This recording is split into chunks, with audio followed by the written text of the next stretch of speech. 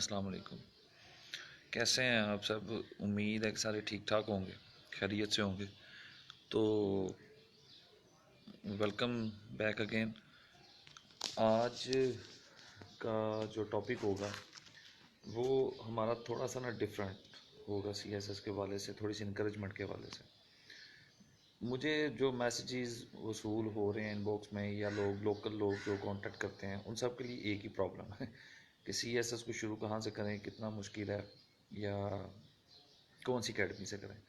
देखें, सीधी सी बात है, वेरी क्लियर एक बात जो है ना, वो उसको बिल्कुल क्लैरिटी के साथ अपने माइंड के अंदर बिठा लें कि जो सी एस एस है या पी एम एस है, ये डेफिनेटली कंपटिशनल एग्ज़ाम ही कह सकते हैं आप इसको। जो पी एम एस होता है वो प्रोविजनल लेवल पे होता है, जो सी एस एस होता है वो फेडरल लेवल पे। इसमें पूरे पाकिस्तान से कैंडिडेट्स होते हैं। जो पी एम एस होता है उसमें पंजाब लेवल पे ही होता है, तो पंजाब यानी सूबे के अंदर से कैंडिडेट्स होते हैं। जो पी एम एस होता है इसमें कैंडिडेट्स भी उतने ही होते हैं, जो सी एस एस होता है उसमें भी उतने ही होते हैं। ये बात बिल्कुल दुरुस्त है कि जो पी एम एस है उसमें कंपटीशन ज़्यादा होता है as comparative to C S S. और जो लोग ये समझते हैं कि वो अकेडमियों में जाके ज़्यादा पॉलिश हो सकते हैं या वो ज़्यादा पढ़ सकते हैं, तो मेरा वैसे एक ज़ाती तौर पे एक नुक्ता नज़र है, उनकी बात किसी हद तक ठीक भी है।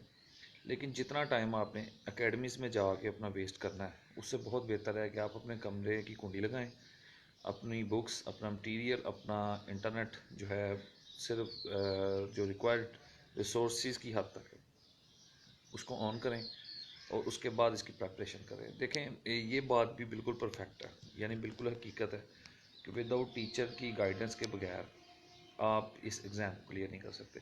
गाइडर लाजमी होता है। अगर इस एग्ज़ाम में गाइडर ना हो तो फिर आप कभी भी इस एग्ज़ाम को क्लियर नहीं कर सकते। ये बिल्कुल बात क्लियर है।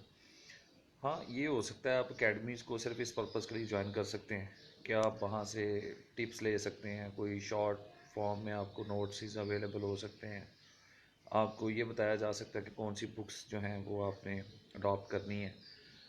मैं वैसे ये समझता हूँ ज़ाती तौर पे, जो मेरा एक्सपीरियंस है, कि जो सिलेबस के अंदर उन्होंने बुक्स दी होती है ना, हम सब में एक प्रॉब्लम होती है।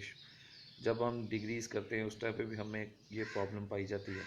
हम शॉर्ट वे ढूंढते हैं। जब शॉर्ट वे ढूंढते हैं ना, तो फिर सी एस एस का रिज़ल्ट भी आपके सामने है, और मुल्क के अंदर जो इंजीनियर डॉक्टर बन रहे हैं उनका भी रिज़ल्ट आपके सामने है। तो मैं ये समझता हूँ कि जो रिकमेंडेड बुक्स होती हैं उनको लाजमी तौर पे जो है ना पढ़ना चाहिए। सबसे पहली बात ये है कि जो रिकमेंडेड बुक्स हैं, अगर आप उनको परचेज़ कर लेते हैं, जब आप उनको खोल के बैठेंगे तो वो उनकी वर्डिंग बहुत मुश्किल होगी, बहुत डिफ़िकल्ट होगी। उसके लिए फिर हम ये करते होते हैं कि एक लाजमी तौर पर एक एक बुक वो लेते हैं और एक एक रेफरेंस बुक के तौर पे लेते होते हैं। अगर आप रेफरेंस बुक के तौर पे कोई बुक साथ नहीं रखेंगे तो फिर आपको टॉपिक ही समझ नहीं आएगा। अब सबसे बड़ी बात यह है कि जब आप अपने आप को लॉकडाउन करते हैं, लॉकडाउन का एक्सपीरियंस वैसे आजकल सबको हो चुका है, तो जब आप अपने आप को लॉकडाउन करते हैं, तो लॉकडाउन करने के बाद जब आप उसकी प्रिपरेशन शुरू करते हैं ना, तो उस दौरान में सबसे पहली चीज़ जो होती है वो आपका मोबाइल फ़ोन जो है ना, that should be on flight mode. Flight mode पे इस वजह से कि इंटरनेट आपको चाहिए। जिन लोगों के पास तो वाईफाई की फैसिलिटी मौजूद है, उन लोगों को तो लाजमी तौर पे इसको फ़्लाइट मोड पे करना चाहिए। सपोज़ अगर आप लोग ऐसे नहीं करते कि प्रॉपर तरीके के साथ, मतलब उसको लॉकडाउन में नहीं जाते, प्रॉपर तरीके के साथ आप अपने रिसोर्सेज को इकट्ठा नहीं करते, अपनी बुक्स को इकट्ठा नहीं करते, जो जो टॉपिक्स आपने करने हैं, या अगर प्लान भी नहीं करते, तो फिर आप अगर अपना मोबाइल स्विच ऑफ भी कर देना तो उसका फ़ायदा कोई नहीं। मोबाइल को स्विच ऑफ करने का मतलब है नो डिस्टर्बेंस। तो मैं ये समझता हूँ कि एकेडमीज़ में जाने की बजाय जो टाइम आपने वहाँ जाके लगाना है, उससे बहुत बेहतर है कि बुक्स लें। बुक्स लेने के बाद एक तरफ से उसको शुरू करें। देखें, सबसे बड़ी चीज़ जो होती है ना, वो ये होती है इंसान की नीयत। अगर आपकी नीयत ही ठीक नहीं है ना, तो फिर आप कुछ भी नहीं कर सकते। और अल्लाह ताला ने भी हमसे सिर्फ मेहनत मांगी है, सिला वो खुद ही दे देता होता है। आप सिर्फ मेहनत करें, काम तो स्टार्ट करें। बहुत सारे लोग सिर्फ इस वजह से भाग जाते हैं, सिर्फ यही बात सुन के कि इसका सिलेबस बहुत लेंथी है। देखें, लेंथी ज़रूर है, मुश्किल ज़रूर है। वो मुश्किल जो है ना, बेसिकली वो आपका सब्र है। अगर आप सब्र वाले हैं और आप मतलब समझते हैं कि आपके पास टाइम भी स्पेयर है। अब आजकल देखिए कितना स्पेयर टाइम। अब इस टाइम में अगर आप अपनी वोकैबलरी भी इम्प्रूव नहीं कर सकते, तो आप कर क्या सकते हैं? मतलब अगर आप अपनी वोकैबलरी इम्प्रूव नहीं कर सकते, आप न्यूज़पेपर को रीड नहीं कर सकते, आप डिफरेंट आर्टिकल्स को रीड नहीं कर सकते, तो आप कर क्या सकते हैं। और रही बात इस बात की कि आपने जो जो सिलेक्शन आपने की होती है सब्जेक्ट्स की, उन सब्जेक्ट्स को किस तरह से कर रहे हैं। देखें, हर चीज़ जो होती है ना वो टाइम मांगती है। कोई चीज़ भी फर्स्ट टाइम में कभी भी अपना आप नहीं देती।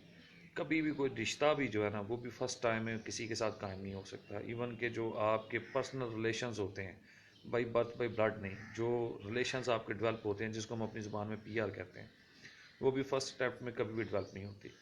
तो जब भी आपने किसी के साथ रिश्ता बनाना होता है, आपको सेकंड टाइम थर्ड टाइम चाहिए होती है। बिल्कुल उसी तरीके के साथ जब आप बुक रीडिंग करते हैं, तो एक बुक को जब आप स्टार्ट करते हैं शुरू से, तो वो स्टार्ट करेंगे, एक दिन पढ़ेंगे, 2 दिन पढ़ेंगे, 3 दिन पढ़ेंगे, मतलब एक दफ़ा ख़त्म करेंगे, दूसरी दफ़ा ख़त्म करेंगे, या कुछ टॉपिक्स को ख़त्म करेंगे, दूसरी दफ़ा, तीसरी दफ़ा उन्होंने आना ही आना, आपके ब्रेन बॉक्स में बैठना ही बैठना है। ये नहीं हो सकता कि वो आपके दिमाग में सेट ना बैठे।